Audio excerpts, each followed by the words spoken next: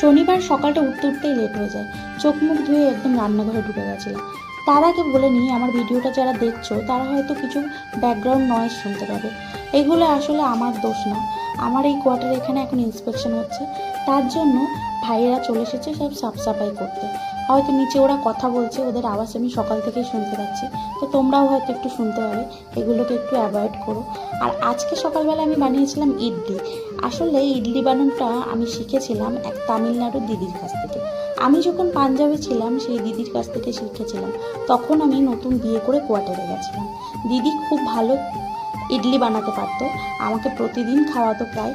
কিন্তু আমি চেষ্টা করি ওদের মতো অতটা ভালো বানাতে, কিন্তু পারি না। যাই হোক, আমার সকালের কাজ কমপ্লিট করে তারপরে কিন্তু আমি নিয়ে বসছিলাম সবজিগুলো ধোয়ার জন্য। সব সবজি না, কিছু লেবু আছে আর কিছু ডিম আছে। এই সবজিগুলো আমাদের রেশন থেকে দেয়। তার মধ্যে সন্ধ্যেবেলা আবার মেয়ে চলে এসেছিলো কিছু টিফিন নিয়ে। এখন এই টিফিনগুলো করবো। আজকের মতো